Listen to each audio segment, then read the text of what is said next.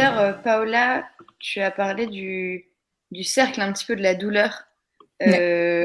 Et donc, du coup, de l'appréhension qui fait de la douleur. Il me semble que c'est aussi le cas du vaginisme. Je pense que c'est un sujet qui intéresse et on a reçu pas mal de questions à ce sujet-là. Est-ce que vous voulez bien vous mettre de concert pour expliquer ce que c'est le vaginisme et aussi savoir est-ce que c'est possible d'en guérir? Camille, je te laisse commencer sur le vaginisme. Ok, donc vaginisme. Donc le vaginisme, c'est des contractions involontaires, donc c'est-à-dire que ça ne se contrôle pas des muscles du périnée, donc les muscles qui entourent, là c'est les muscles rouges qui entourent le vagin. Donc ça va être contracté, donc ça va complètement fermer en fait l'ouverture du vagin, ce qui va rendre la pénétration impossible ou quand elle est possible vraiment très très douloureuse.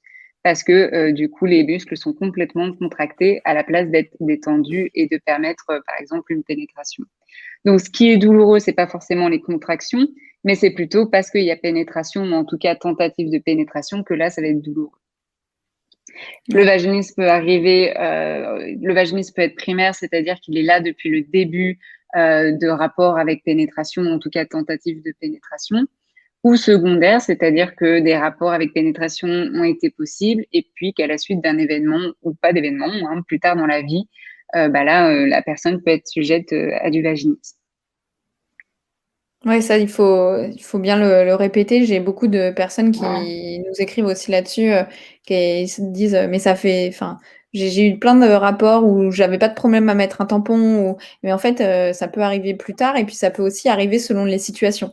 Donc, par exemple, il y a des personnes qui sont vaginiques, qui peuvent parfaitement mettre un tampon, mais qui, quand elles vont avoir un rapport sexuel, elles pourront pas se décontracter et elles auront cette contraction réflexe qui arrivera.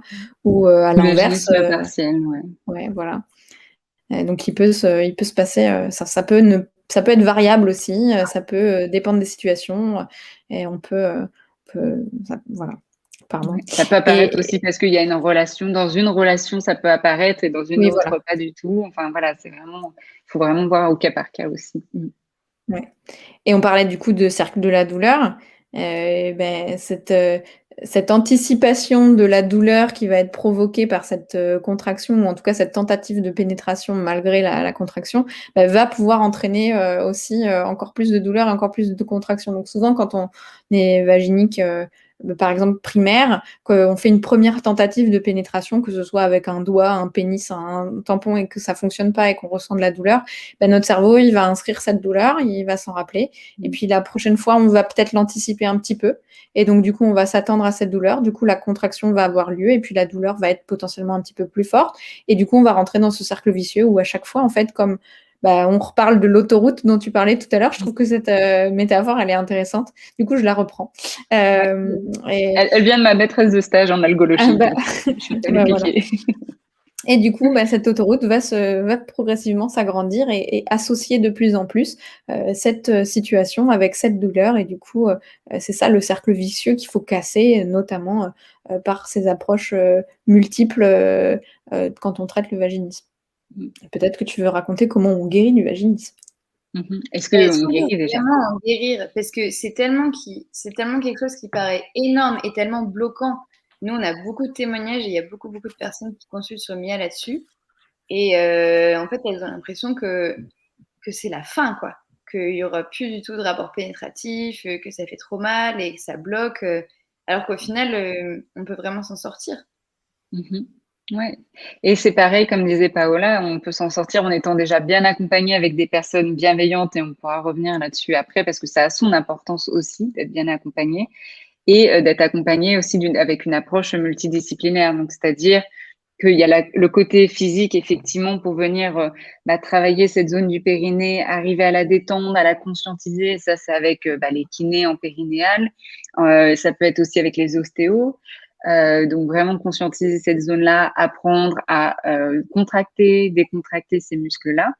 Et puis, toutes les autres approches où là, on va plutôt dire c'est des approches psychosexo, donc justement avec les sexologues, les thérapeutes, pour venir voir déjà par rapport au cercle vicieux de la douleur, va pouvoir déconstruire ça, proposer des outils, venir créer un cadre favorable à la détente puisque c'est super important dans le vaginisme. voir aussi au niveau de la relation, qu'est-ce qui se passe? Est-ce qu'il y a quelque chose là qui peut être impactant par rapport à cette problématique? Parce que si on traite tout ça, mais on ne prend pas en compte la relation, alors que c'est peut-être la relation qui a un enjeu là-dessus, bah alors du coup, on passe à côté de tout. Et de voir s'il y a des blocages, de voir s'il y a eu des expériences négatives. Enfin voilà, on fait vraiment toute l'anamnèse avec la patiente et la rediriger vers d'autres professionnels pour que elle soit vraiment prise en charge de manière globale. Et j'en profite aussi pour rajouter un petit mot sur les prescriptions de crème anesthésiante parce qu'il y a beaucoup dans le traitement des vulvodynies, des vaginismes et des pathologies, des douleurs vulvaires en global, parfois des prescriptions de crème anesthésiante qui choquent un petit peu les patientes ou qui disent mais je vais pas m'anesthésier la vulve, c'est idiot.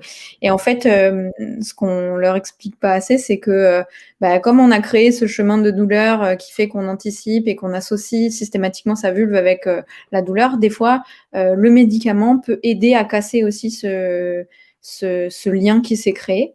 Et nous, on essaye de l'expliquer à certaines patientes qui ont des douleurs très très fortes et qui sont un petit peu choquées de ça. C'est que parfois, cette aide médicamenteuse, c'est pas une solution, c'est pas un traitement, ça va pas résoudre le problème, mais ça va pouvoir aussi commencer à donner une aide à recréer un lien plus de plaisir, plus agréable avec sa vulve. Et donc, ça peut être aussi important d'utiliser ce genre de produit. Ça peut être des crèmes anesthésiantes, ça peut être aussi d'autres types d'antidouleurs qu'on va pas avoir forcément envie d'utiliser, mais qui peuvent être assez importants dans notamment le démarrage de la phase de guérison.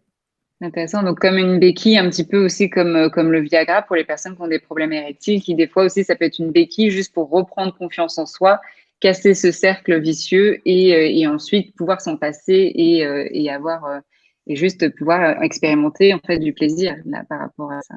Ouais, exactement. Et d'ailleurs, Camille, je vais te laisser parler de cette partie, mais sur Mia.co, on est en train de préparer un programme justement pour se sortir du vaginisme où on a vraiment mis en place une double approche, une approche qui est vraiment plus physiologique avec le docteur Boujaoudé, donc qui est médecin sexologue, et une approche psychosexo avec toi. Est-ce que tu veux, bon, on n'est pas là pour faire de la pub, mais tu peux nous parler un petit peu du programme et nous expliquer un peu c'est quoi les techniques que tu as mis en place? Ouais.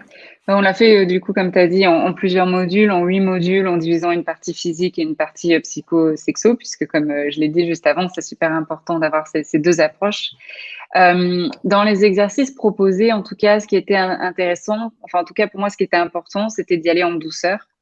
Et c'était d'arriver à se réapproprier déjà cette zone-là qui est souvent déjà soit douloureuse, soit mal perçue, soit en tout cas méconnue. Donc de vraiment, avec douceur, se réapproprier cette zone-là à travers des exercices comme de la visualisation, méditation pour pouvoir aussi être détendu quand on approche cette zone-là ou quand quelqu'un approche cette zone-là. Et de pouvoir aussi appréhender cette zone-là en la touchant.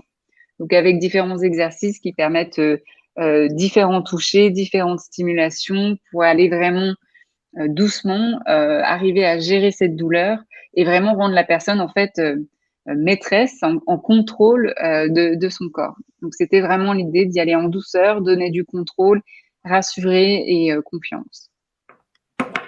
Ok. Très bien, mais je pense qu'on a fait un bon petit tour du vaginisme et on espère que ceux qui sont là et ceux qui pourront revoir le replay, parce que pour rappel, on va mettre tout en replay sur YouTube, pourront vraiment avoir l'espoir et la certitude, en tout cas, qu'il y a de grandes chances de sortir du vaginisme et que dans tous les cas, il y a des professionnels vers lesquels on peut se tourner, que ce soit sage-femme, gynéco et sur mia.co aussi, nous c'est une de nos spécialités, donc n'hésitez pas à nous envoyer des messages, à nous écrire pour pouvoir s'en sortir ensemble.